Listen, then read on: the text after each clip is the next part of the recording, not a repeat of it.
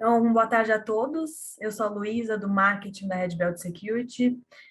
Sejam todos muito bem-vindos ao Red Talks Pentest Interno em Infraestrutura. E antes de iniciar, eu vou passar alguns recados. Esse conteúdo está sendo gravado e estará disponível no nosso canal no YouTube.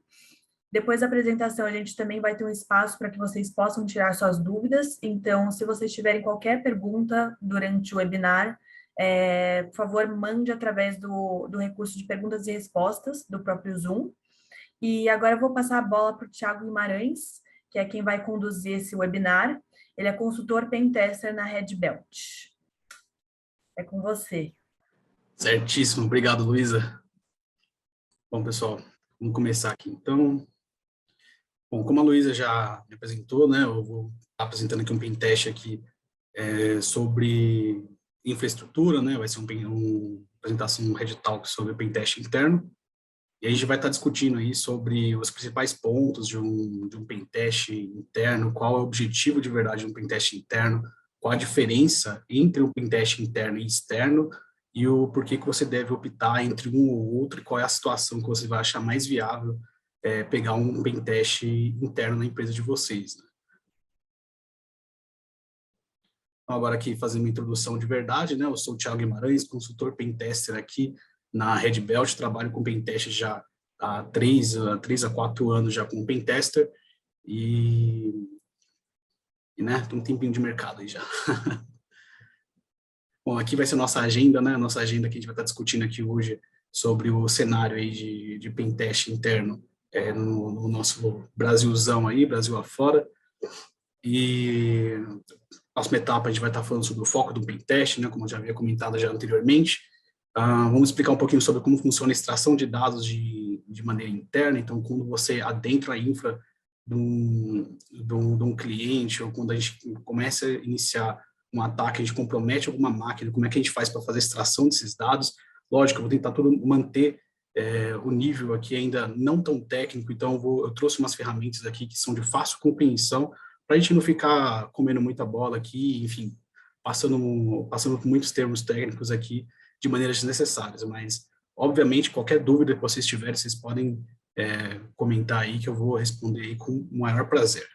E as considerações finais aí, que a gente vai estar discutindo também mais um pouco sobre todo o processo aqui, toda a apresentação, tá? Vamos lá. Primeiramente, por que as pessoas contratam o pentest, né? Por que uma empresa contrata o pentest? No momento inicial, ela sempre tem o questionamento, né? Vem sempre o questionamento para ela, né? Se a empresa realmente ela está segura, né? Esse é o principal objetivo de um pentest, responder esse requisito. Porque quando você acaba encontrando as vulnerabilidades, você sabe mais ou menos o caminho, você tem um pathing de como você pode corrigir aquelas vulnerabilidades e você atingir uma maturidade de segurança maior, né? Então, todas essas perguntas que vocês estão vendo aí na tela são extremamente comuns nas empresas, muitas delas batalham demais para conseguir atingir um nível de maturidade mínimo, né, na parte de infraestrutura delas, e mesmo assim, mesmo fazendo pentest recorrente, mesmo colocando o último gerenciador de patch, contratando uma equipe, né, de SOC, CIEM, enfim, contratando os melhores profissionais do mercado, mesmo assim, grandes empresas ainda conseguem ser comprometidas, né, devido aí a alguma negligência, porque o que nós costumamos falar é que, né, o atacante ele precisa encontrar somente uma vulnerabilidade, somente um host vulnerável, um host mal configurado, para a gente conseguir fazer um grande estrago na empresa, né? Já quem está defendendo precisa defender todos os pontos da organização. Então, é um trabalho muito mais difícil, muito mais complexo você tapar todos os buracos da empresa. Então, vamos lá, quais são as principais diferenças aí entre um pentest externo e um pentest interno? Quando a gente fala de pentest externo, e inicialmente a gente está falando sobre aquelas aplicações que estão expostas para a internet, né? Então, vem os sistemas mais comuns de estar exposto para a internet, como aplicações web, às vezes um servidor FTP para compartilhamento de arquivo. Também temos aí banco de dados, alguns bancos de dados expostos para a internet. Raramente a gente encontra uns ADs também que estão olhando para a internet, mas, enfim, você encontra ainda hoje em dia, já está saindo em desuso já o AD para fora. Enfim, a gente tem diversas aplicações aí no ambiente externo, só que geralmente esses são os mais comuns, né? Como câmara de seguranças também, alguns roteadores, né? Ainda é comum se encontrar roteadores. A gente consegue entrar aí no Census e no Shodan aí da vida, aí a gente consegue fazer uma pesquisa aí sobre diversos hosts aí que estão expostos para a internet. Isso aí já não é mais segredo nem novidade para ninguém, né? E aí no pentest interno a gente já consegue visualizar aquilo que o externo não consegue, né? Então a gente tem muitos sistemas em IoT que o interno, o pentest externo, ele não pega, né? Então às vezes algumas câmeras de segurança, eles estão numa rede local ali na empresa, então aquelas câmeras não vão passar para fora, né? Pode acontecer às vezes do atacante conseguir comprometer de maneira externa, adentrar a infraestrutura e a partir daí ele conseguir enxergar essas câmeras, mas no momento inicial ali do pentest externo, ele não tem alcance daquelas câmeras de segurança, daqueles roteadores, impressoras, enfim, diversos dispositivos aí na rede interna. Então, como é que funciona um pentest numa rede interna, né? A gente segue alguns passos, né, para fazer um pentest numa rede interna. Então, inicialmente, a gente pede um controle de um acesso de uma VPN para conectar, porque no fim do dia, a gente sempre quer chegar naquilo que é o coração das empresas, né, que é o Active Directory. Então quando a gente está explorando uma vulnerabilidade, quando a gente está fazendo movimentação lateral, que eu vou falar mais para frente, algumas técnicas aí de movimentação lateral, como fazer movimentação lateral e para que serve, principalmente a movimentação lateral, né? Acredito que muita gente ainda não tem esse conhecimento aí de como brincar aí na rede, saltitar na rede aí do amiguinho. Mas aqui a gente tem o Active Directory, é basicamente onde armazena todos os dados do domain, né, do domain da sua empresa. Então, no momento que você compromete o AD da empresa, o vazamento de dados ele é enorme, né? Você acaba vazando os dados de todos os funcionários da sua empresa, as informações valiosíssimas estão ali no AD, credenciais, você consegue pegar acesso às máquinas daqueles usuários que estão no AD através das credenciais que você pega lá, utilizando algumas técnicas também de movimentação lateral. Então, o AD, ele é sempre o nosso principal alvo quando a gente fala de pentest interno. Assim que a gente cai na infraestrutura, né, da rede, então, quando a gente inicia já o pentest interno, já na infra, nosso objetivo é sempre querer pegar o AD. Pode acontecer de pegar um pentest ou cair no pentest interno e a gente não conseguir comprometer o AD, é bem comum que isso aconteça, às vezes o AD está bem renderizado, tem muitos sistemas aí por trás dele, mas pode ter certeza, muitas máquinas vão ser comprometidas aí no caminho, mesmo que o AD não caia, alguma cai. Bom, como eu havia comentado, né, nosso primeiro acesso aí de uma rede interna sempre ele vem de uma VPN, então essa VPN ela pode ser tanto client to site ou site to site. A diferença entre as duas aí, para quem não sabe, é basicamente a site to site ela funciona como uma VDI, né? Uma virtual machine, um desktop aí online que você conecta nesse desktop e você acessa a máquina diretamente pelo URL. Então, o administrador dessa VPN site to site, ele consegue ter um controle maior.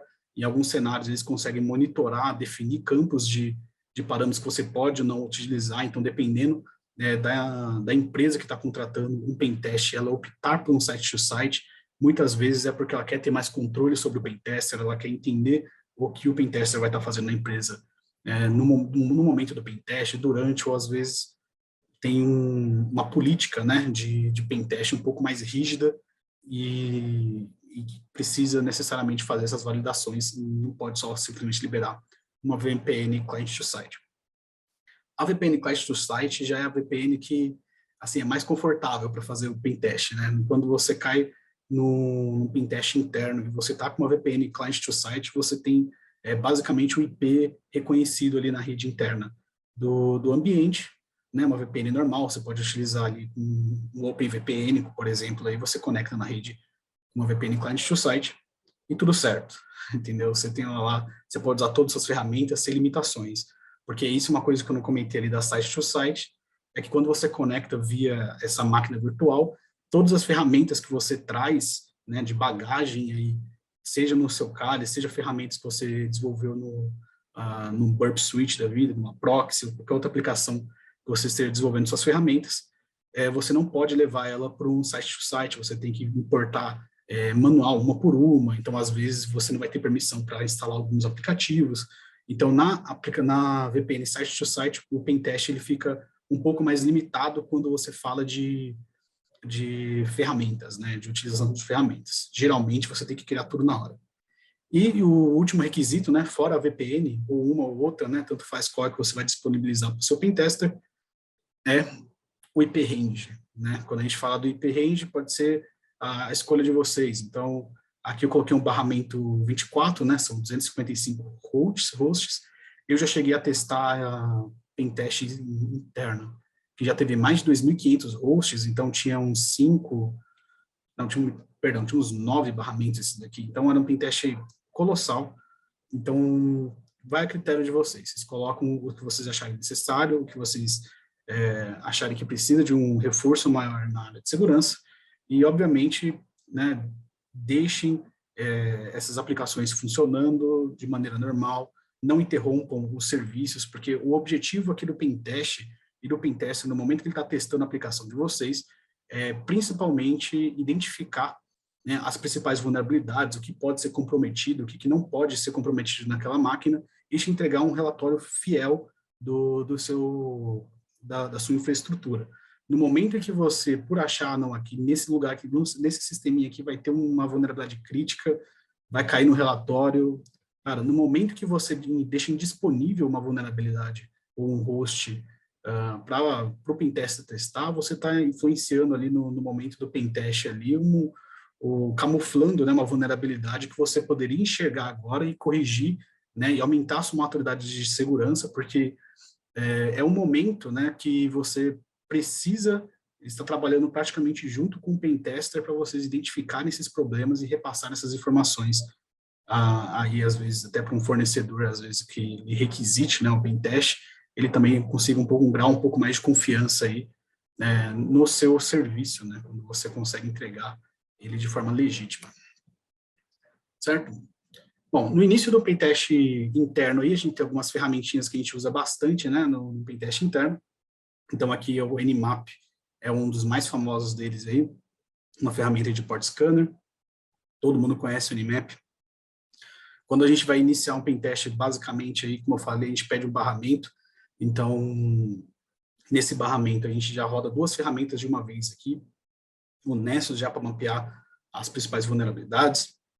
Obviamente, isso aí depende muito do escopo do projeto. Tem escopo de projeto que não permite a utilização de scanners de vulnerabilidade, então, nesse cenário, a gente não utiliza. E, no caso de port scanner, a gente também utiliza ele com algumas salvaguardas, né? Então, o Nmap é uma ferramenta muito útil na mão de quem sabe usar, e pode ser um estrago aí nas mãos erradas aí, porque é uma ferramenta que ela faz muito barulho dependendo dos parâmetros que você coloca na ferramenta, mas ela, no geral, ela funciona super bem. Tem diversos scripts aí para fazer inúmeras coisas. Todo mundo gosta de criar um scriptzinho para Nmap e subir aí uma funcionalidade nova, testar uma vulnerabilidade nova, enfim, ferramenta completíssima aí para testar, e a gente sempre começa com ela. Qual o nosso objetivo aí quando a gente inicia aí um scan ou um Nmap, aí, um port scan? A gente sempre, vou até colocar uma pointer aqui, a gente sempre quer achar isso daqui, ó, a captura de banner, que a gente fala, né, o banner de versão. Então, a gente procura o nome do serviço que está rodando. Nesse cenário aqui tem um OPCCH na porta 22 e a versão dele, 4.3. E por que isso é importante para a gente? Que no momento do pentest, a gente precisa saber se aquela aplicação ela tem uma versão, ela está rodando uma versão vulnerável, se ela tem um exploit disponível na internet para a gente estar utilizando. Eu vou também dar uma aprofundada aqui ainda hoje sobre a utilização desses exploits, onde vocês encontram esses exploits aí, tá? Não quero ninguém falando aí que eu ensinei a fazer isso daí, façam um bom uso. E também para vocês entenderem, né, e como é que vocês vão fazer para prosseguir durante o pentest. Porque no momento do pentest aqui, essa nossa visão, a nossa telinha aqui, é chave para a gente mapear quais serviços a gente vai estar dando continuidade, né? Quando a gente encontra aqui um servidor SSH, é obviamente um bom indicativo para a gente iniciar os testes, porque no momento que a gente pegar esse servidor SSH aqui, a gente tem praticamente uma shellzinha aí para nós, aí já está feliz. Outros serviços interessantes de testar também, a porta 80 e 443, né, que são as portas HTTP, e aí é o momento onde o pentest interno se adapta, né? O pentest interno ele é incrível, porque você está testando infraestrutura, mas no momento que você encontra aqui uma porta 80, uma porta 443, ele passa a ser um pentest web, né? Ele vira um mini pentest web. Então, toda a vulnerabilidade que você encontrar ali vai junto também. E o mesmo vale para você encontrar algum serviço HTTP em portas altas, né? Então, quando a gente fala aqui de porta 7001, às vezes, 8080, que o pessoal adora botar a aplicaçãozinha ali em teste ali para rodar, quando o pessoal sobe um Docker ali, meia boca, ele sobe um Docker ali na porta 8080, se encontra lá, bate lá também. Então, não tem caô, a gente encontra aqui e testa as aplicações ali. Vamos ver o que a gente consegue fazer, né? Ó, como eu ia comentando, né, que eu estava comentando, a gente precisa achar o nosso alvo perfeito, né, que é o nosso carinha aqui, que a gente vai querer encontrar ele sempre durante o pentest interno. Eu falei mais cedo aí que eu já teve aplicação que eu testei 2.500 hosts, né? Isso significa que eu saí batendo um por um individualmente para testar os hosts? Obviamente que não. Seria inviável fazer um pentest em 2.500 hosts, um por um, né? Então, nesse cenário, o que eu faço? Geralmente, quando tem muitos hosts assim, é muita aplicação repetida, né? Então, às vezes é um IoT que se repete. Vou dar um exemplo aqui, que já aconteceu de portas eletrônicas, sistemas de leitores digital, então todos eles estão conectados na rede, todos eles têm IP único, todos eles são do mesmo fabricante, então, geralmente, quando você encontra uma vulnerabilidade em um, pode ter certeza que os outros também vão todos no mesmo embalo. Então, funciona mais ou menos dessa forma. A gente encontra o nosso alvo perfeito, que seria uma porta assim, interessante para a gente testar, uma versão vulnerável, né? Tem aqui, ó, sistemas e aplicações são esquecidos. Você entra numa aplicação web na porta 80 ou na porta 443, você entra naquele servidor web, você já bate o olho, você já fala, tá, esse cara aqui está esquecido aqui por pelo menos 5 anos. Colocaram, subiram ele aqui e esqueceram de que ele existe. Então, você cai num servidor desse na rede interna, você pode ter certeza que vai sair coisa interessante aí para o seu pentest, porque vai estar cheio de vulnerabilidade, um monte de patch de correção não foi aplicado naquele servidor web, e a partir dessa exploração que você encontrar nesse alvo perfeito aqui, nesse host que você encontrou, você vai conseguir fazer movimentação lateral, vai ter uma máquina nova para interagir. Então, o seu escopo de um pentest interno, no momento da execução dele, ele vai se moldando de acordo com o que você vai encontrando ali na hora. Então, por isso que é um dos pentests que eu mais gosto de fazer, inclusive. Parece que você nunca fica enjoado de um pentest interno, porque toda vez que você cai numa rede nova, num ambiente novo aí para você entrar, é um cenário diferente. Acho que até hoje eu não fiz um pentest interno que eu peguei o mesmo cenário repetido. Né? Então, outra coisa interessante, né? Um ponto interessante para focar, configurações e serviços de fábrica, né? Então, quando a gente fala de credenciais, senhas, né? Esse já é o mais comum de acontecer, o pessoal conectar roteador com senha admin, cara, isso acontece em empresa também, tá? Em empresa grande, empresa pequena, a pessoa compra roteadores em lote, compra switch em lote, já aconteceu de pegar a porta eletrônica com senha, com credenciais padrão, então você imagina o estrago aí, né? Você entra numa empresa com Wi-Fi, conecta no Wi-Fi da empresa, quando você vê, você está abrindo as portas da empresa só porque ela colocou uma credencial padrão ali na porta eletrônica dela, você consegue destravar tudo. Então, isso já aconteceu aí, esse tipo de vulnerabilidade, então vale para impressoras também, sistemas de VoIP, enfim, tudo que você imaginar aqui de credenciais padrões aqui, você pode brincar. E, obviamente, aqui, os exploits aí, como eu havia comentado. Bom, a gente tem aqui algumas ferramentas aqui que uns facilitadores aí para você encontrar esses exploits. Lembra que eu falei para vocês que eu ia passar uma receitinha para vocês de onde vocês devem procurar para você encontrar essas vulnerabilidades, esses exploits? Então, no momento que você identifica uma versão do sistema, né, vamos supor ali que você encontrou o teu servidor FTP. Deixa eu pegar minha caneta aqui, para ver se fica essa tela. Estava demorando. Aqui, ó, vamos supor que a gente conseguiu o nosso servidor FTP, né, na porta 22. Perfeito. Melhor que isso aqui, só 2. A gente encontrou aqui nosso servidor FTP, Então, vamos supor que está na versão 3.0, que é um sistema de versão 3.0. Você entra em qualquer um desses caras aqui, seja no Search Exploit, né, que é uma ferramenta que você utiliza no Kali Linux, né, quem já está acostumado aqui com o Kali, sabe que você pode digitar o comandinho lá, Search Exploit, passa o nome do serviço FTP 3.0 e ele vai passar para você uma lista lá de vulnerabilidades lá que está disponível para aquela versão 3.0. Pode acontecer dele não encontrar? Pode sim, cara. É completamente normal ele não encontrar vulnerabilidade ali. Inclusive, é mais fácil você encontrar uma vulnerabilidade e ela não está funcionando. Você tem que ir lá e abrir o código-fonte daquela vulnerabilidade e dar uma ajeitada. Nem tudo é tão simples, né?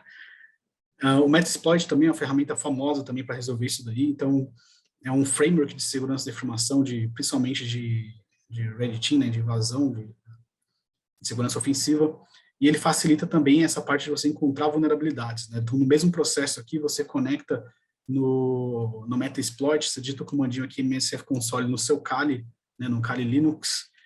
Para quem já é da área um pouco, já sabe, já conhece um pouquinho já a malícia do MSF Console, que ele é bem útil aí, principalmente para a galera que está começando aí na área, eles abusam muito dessa ferramenta. Né? Então, é uma ferramentinha interessante, você passa do mesmo jeito, servidor FTP, você não precisa especificar a porta aqui nesse cenário, mas você passou o nome da ferramenta e a versão, ele encontra lá para você também. E a gente tem esse daqui que fica na web, né? Nosso famoso aí. Se vocês digitarem no Google aí agora, ExploitDB, vocês vão encontrar um sitezinho que ele tem uma base de dados, né? O DB aqui de database, de vulnerabilidade, de exploits, né? Para você explorar essas vulnerabilidades aí que você acaba encontrando nos sisteminhas. Então, você caiu no sistema, identificou a porta FTP, serviço 3.0, entra aqui no site ExploitDB, procura o cidadão, que provavelmente ele vai estar lá se ele for uma versão vulnerável realmente, né? Então, por isso que eu falo, encontre sempre os candidatos ideais, aqueles candidatos que você vai chegar, vai bater o olho e você fala, cara, essa versão aqui está desatualizada de certeza. Esses dias aí, encontrei um serviço aí que estava umas 5 versões acima desse daqui. Tem que ter uma vulnerabilidade para esse cara. Então, você vai lá e compromete dessa forma, porque assim você ganha tempo no seu pen test, né? Você agrega mais valor para quem está te contratando também, né? Então, você acaba expondo mais informações aí para o cliente, né? Como você como pen tester, e o cliente também fica mais satisfeito, né? Porque ele vai ver, tá, então realmente esse servidor que estava vulnerável, o pen tester ele conseguiu explorar, tá aqui o resultado. Então, a gente consegue trazer todas as informações aí juntamente com o SpotDB. Óbvio, cada ferramenta, cada script que você encontrar aqui no ExploitDB, eles fazem coisas diferentes. Geralmente, os autores dessas ferramentas, esses scripts aqui, eles colocam o modo de uso da ferramenta e para que ela serve. Então, vocês podem conferir certinho. E, obviamente, o último aqui, mas não menos importante, temos o nosso GitHub, né, que ele traz aí mais do que só ferramentas, ele traz vulnerabilidades também. Tem umas duas aqui que eu vou trazer, uma ferramentazinha de exploração de vulnerabilidade em impressoras, que eu vou falar mais para frente, e uma de exploração de vulnerabilidade em AD. Né? Então, vamos lá. GitHub também é poderosíssimo, cara. Parece que os devs adoram criar ferramenta ali. Vamos lá, quais são as duas regras chaves aí, cara, para você fazer um pentest interno, né? O que é importante você decorar? Anota. Movimentação lateral e escalação de privilégio. Independente em qual momento você esteja do seu pentest interno, seja você comprometer uma máquina ou 100 máquinas, a movimentação lateral aqui, cara, você vai usar ela para sempre. Então, eu caí na máquina 1, posso ir para 2, eu posso ir para 3, para 4, para 5, eu só tenho que usar as técnicas corretas aqui para fazer essa movimentação lateral. Porque é independente, se eu cair numa máquina só, se eu estou só nessa primeira máquina aqui, e eu não consigo sair desse escopo, o seu pentest está muito limitado. Né? Você não consegue explorar a vulnerabilidade das outras máquinas, você não consegue achar nada das outras máquinas, comprometer mais nada. E o mesmo vale para a escalação de privilégio. Se eu estou nessa máquina aqui como usuário comum, né, não estou como usuário administrador, eu não vou ter tanta permissão, às vezes eu não vou conseguir fazer movimentação lateral. Então, você caiu na máquina, procura fazer movimentação lateral. Tá, como é que eu faço uma movimentação lateral e uma escalação de privilégio? A gente tem aqui umas técnicas famosas aqui de movimentação lateral, que é o PSD hash. A gente faz isso capturando o token NTLM. Existem diversas maneiras aí de você capturar esse token NTLM. Então, para você que não sabe o que é um token NTLM, ele é basicamente o token que é armazenado aí no seu AD, e você consegue comprometer isso daí assim, geralmente você consegue comprometer no Windows, né? No Linux é um pouco mais chatinho de você fazer um PSD hash, e isso se der, né? Acho que hoje em dia eu nem sei se dá para você fazer um PSD hash no Linux direito. Tem que ser um cenário muito característico para o Linux dar certo isso. Mas o Windows não. O Windows ele não faz questão aí de implementar salt na hash NTLM dele. Então, se ele não implementa salt na hash dele, a gente consegue se autenticar utilizando a hash, né, que é basicamente o que significa essa técnica. Então, a gente pega o usuário do cidadão, coloca ali a senha, né, a senha, no caso, a gente coloca a hash do cara e pronto. Só com o usuário e hash você conecta. Você não precisa da senha. Isso é a PSD hash. Funciona na maioria das aplicações do Windows. Você pode olhar especificamente por servidor, para os Windows Server 2008. Vou puxar de cabeça aqui agora. E o 2016 também. 2016 também é interessante para vocês tá olhando. Sempre na versão R2, né? Puxando a informação de cabeça está vindo. Então, geralmente são característicos aqui de você encontrar um AD vulnerável para você fazer a extração da hash NTLM. Uma maneira simples de você fazer essa extração é você utilizando uma vulnerabilidade web chamado Local Path Inclusion, né, que é a inclusão de arquivo local. Então, você pede para a máquina que você achou a vulnerabilidade se conectar na sua máquina, então você manda a requisição para você, e aí quando você pede para ela mandar esse arquivo para você, você captura ela utilizando outra ferramentinha chamada Responder lá, que ele captura na hora ali a tua hash NTLM. E a parte de escalação de privilégio, né? Deixa eu limpar isso daqui agora. Pronto. E a parte de escalação de privilégio, né? Então, a gente tem diversas formas de escalar privilégio. Então, no momento que você está na máquina lá, você pode tanto olhar, no caso de um cenário de um Windows, para a PowerShell, tentar escalar privilégio lá utilizando a PowerShell ao seu favor, ou você pode utilizar exploits, né, de kernel, né, porque é bastante comum também de ter kernel desatualizado, e esses kernels aí, ele está vulnerável a algum exploit, tanto no exploit DB que você pode encontrar, e você acabar escalando o privilégio de maneira até mais simples até do que você está utilizando uma PowerShell, ou então um próprio root no Linux, né. Olha aí nossa vulnerabilidade no AD aí. Zero Logo, para quem aí já tem um AD grande, AD robusto em empresas aí, provavelmente já passou por isso aqui. Em 2020 aí saiu essa vulnerabilidade de Zero Logo aí, você vê, é 20.14.72. Como é que funciona aí a vulnerabilidade de Zero Logo? Olha, vocês vão se assustar. Quem não conhece vai se assustar. Quem já sabe aí já está dando um sorriso no rosto.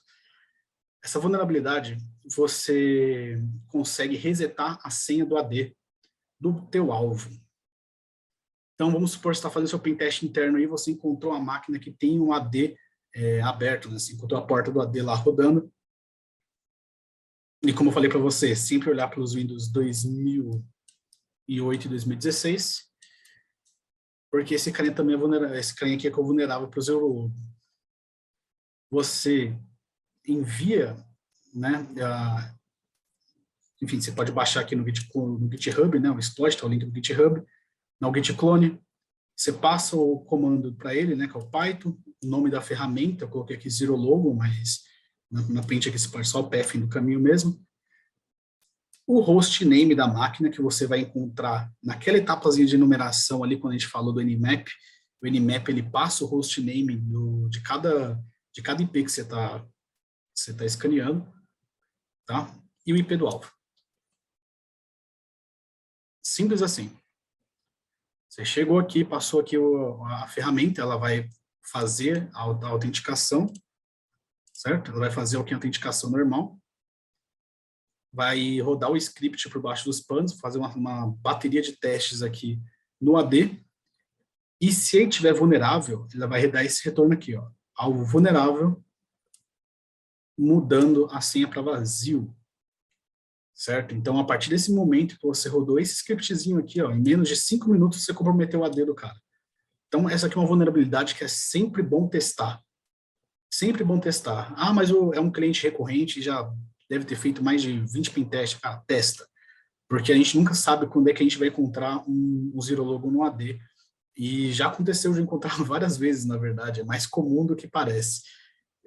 Principalmente em cenário onde o gerenciamento de patch ele não foi tão bem aplicado. Então, a vulnerabilidade às vezes estava acontecendo em um ou dois ADs, mas tipo, o outro AD não funcionava, sabe? Então, nesse cenário é onde acontece mais. Você só passa o nome da ferramenta, reseta e vai para o abraço, lá, o AD é seu. Né? Tem, inclusive, também nesse próprio GitHub, ele disponibiliza a ferramenta para você retornar a senha anterior, tá? Você passa ali normalzinho comandos e reseta. Então, caso você esteja rodando aí sem querer na sua empresa, aí você pode resetar de volta a senha do AD, tá? Faça favor. E, como sempre, né, eu gosto de alertar o pessoal que está fazendo aí pentest interno, principalmente aí, o pessoal aí que não gosta muito de testar IoT, né? Cara, o IoT é importante. Eu já falei de roteador, eu já falei de impressora, câmera, porta eletrônica, eu já encontrei infinitas vulnerabilidades aí em sistemas IoT, porque é muito fácil você deixar passar batido um sistema de IoT. Então, principalmente essas catracas eletrônicas, porque às vezes você contrata uma empresa para de fora para vir instalar o serviço, né, para você, então não é a tua equipe de segurança mesmo que está lá ativamente instalando esses dispositivos para você. Esse pessoal que vem de fora, eles não estão preocupados em trocar senha, né, trocar senha padrão, então geralmente eles só estão lá para instalar. Eles chegam lá, instalam o dispositivo no ambiente de vocês e instalou, provavelmente a senha vai ficar que está de padrão de fábrica. Tá? Então, o IoT é importantíssimo testar, tanto vai ser impressora, se é câmera de segurança. Olha, pode ser uma caneta conectada no Wi-Fi. É importante você testar, porque a partir daqui você tem um IP novo para você fazer um novo mapeamento de ataque. E é como eu falei para você, um pentest interno, ele é feito de maneira dinâmica, né? Você vai se adaptando durante o pentest interno. E aqui a gente tem nossa ferramentazinha que eu comentei aí de exploração de vulnerabilidade de impressora, cara. Isso daqui foi um achado, né? Essa ferramenta já tem um bom tempo que ela está disponível aí no GitHub, mas eu tomei conhecimento dela recentemente. Acho que foi de um ano para cá que eu conheci essa ferramenta. E de um ano para cá, sim, né? Ano passado foi 2 meses atrás, né? Mas, enfim. Cara, e essa ferramenta, PRET, né, que é o Printer Exploitation Toolkit, é uma ferramenta que ela facilita essa exploração dessas impressoras que possuem uma controladora, que possuem um computador de bordo, que ela, às vezes, possui um armazenamento interno. Então, todas as impressoras de escritórios aí, geralmente ela tem ali um computador de bordo ali que pode ser um alvo, assim, espetacular, cara. Então, aqui, com essa ferramenta, é um modo de exploração bem simples também. Baixou a ferramenta aqui no GitHub, né? Você chega aqui, Python, PretPy, IP do alvo. Então, eu passei aqui. IP do alvo, você consegue rodar aqui a ferramenta. Acho que esse diretor aqui está até errado. Aqui você vê 20472 é o do AD, né? Mas eu corrijo aqui. Enfim, você pegou a ferramenta Pret, só botar no Google aí, Pret no GitHub, você pega a ferramenta e testa, tá? Então, qual é o principal parâmetro aqui da ferramenta, né? Como você passa só o IP e o protocolo, esse protocolo é especificamente de comunicação das impressoras, né? Então, vai depender muito de como a sua impressora está configurada. Geralmente, quando eu estou testando na rede interna, as impressoras estão configuradas de qualquer jeito, porque a impressora ninguém liga, né? A última a ser configurada numa rede interna é a impressora. Então, ela é mais fácil de você chegar lá e comprometer. Tem 2 vulnerabilidades aqui que você consegue brincar com essas impressoras aqui, que é bem interessante, né, no pentest. Pode assustar na primeira vista quando você está fazendo o pentest ali no cliente, você não tem muita experiência com a ferramenta, ou você não avisa o cliente, né? A impressora, essa ferramenta, ela tem a chance de dependendo do protocolo que ela está utilizando, não lembro agora qual dos 3 protocolos que é, dela, em vez de extrair as informações na tua tela aqui, no teu visorzinho aqui que você está vendo, no teu CMD, ela extrai as informações em um papel físico. Então, ela começa a imprimir os dados que você está pedindo para ela. Né? Então, isso aí pode gerar algum certo caos aí na empresa, aí, se não for feita uma comunicação correta aí durante os testes. Né? Porque imagina aí que você está invadindo uma impressora, essa impressora começa a imprimir senha aí de uns computadores aleatórios, aí não vai ser um cenário muito confortável aí, principalmente para o consultor na hora de se explicar, né, uma situação dessa. Então, é por isso que é bem recomendado usar esse tipo de ferramentas com cuidado, leia bem o manual, leia bem aí a parte da documentação. Geralmente aqui, quem cria essas ferramentas aí, lá no GitHub, eles botam todos os alertas possíveis de como você pode usar, para que serve cada protocolo, de qualquer forma, é uma ferramenta muito poderosa aqui, para você encontrar teu primeiro host, né, teu primeiro host vulnerável, para você aí sim fazer a movimentação lateral e escalação de privilégios. E para quem aí pegou aí também a nossa apresentação, né, do Ariel aí sobre o ChatGPT, eu fiz aqui uma brincadeirinha aqui, o ChatGPT, pedindo aqui as senhas comuns aqui que a gente encontra no nosso Brasilzão aqui, para a gente fazer aquele teste lá de credenciais comuns, né? Lembra que eu falei? Sempre testa credenciais comuns, credenciais padrões, porque isso é o que eu mais encontro em rede interna. Rede interna é uma rede que ela muitas vezes é esquecida, né? As empresas elas se preocupam muito com a parte externa, com a parte, né, antes do atacante entrar, e esquece que em determinado momento, mesmo que o atacante tenha entrado na rede interna através de um phishing, através de qualquer uma engenharia social, o atacante ele pode simplesmente começar a testar por credenciais padrões lá dentro, né? Então a barreira de entrada dele pode ser o começo da invasão do cidadão pode ser realmente na tua rede interna. Não precisa explorar nenhuma vulnerabilidade externa para estar dentro da tua rede. Então teste sempre, sempre. ChatGPT você pode utilizar ele para diversas coisas aí. O Ariel já deu um bom exemplo aí para a gente aí sobre como usar o ChatGPT para fazer um pen teste, né? Quem tiver curiosidade pode acompanhar também, está disponível aí no YouTube aí esse uso.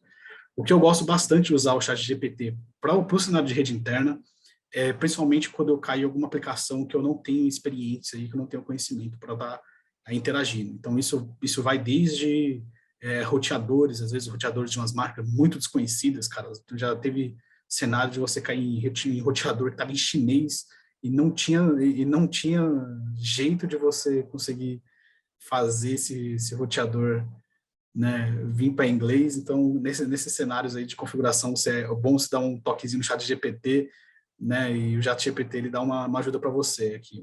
Você pede para ele um caminho específico, fala, chat GPT, me passa um caminho para configurar um IP externo aqui no roteador X. Pá, ele chega lá, manda para você, faz uma proxy, às vezes você consegue executar comando pedindo para o chat GPT. O chat GPT é uma ferramenta incrível, cara, para você utilizar aí durante os seus pen testes. Certo? Eu acho que agora a gente está chegando no finalzinho já, né? Passou até que rápido, eu nem vi a hora passando.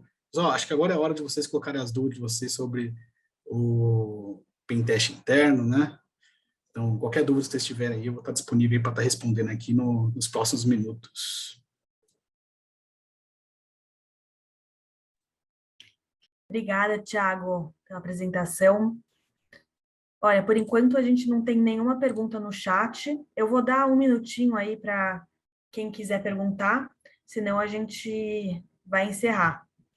Mas eu queria falar aqui, eu mandei no chat um questionário, é o Assessment de Prontidão contra Ransomware. É um questionário rápido, simples, que te dá o parâmetro de como está a maturidade da sua empresa na prevenção e resposta a ataques ransomware. Então, quem tiver interesse em saber o nível de maturidade da sua empresa, né, entra nesse link, faz o teste. E vamos ver se tem alguma pergunta aqui.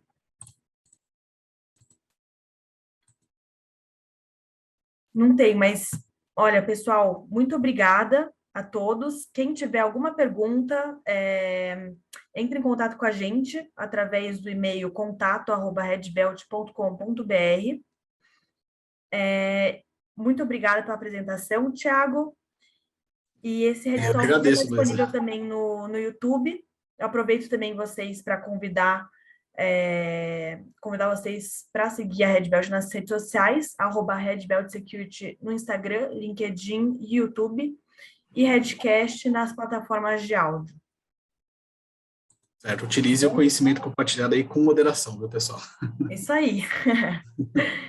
Obrigada, viu, pessoal? A gente vai encerrar aqui.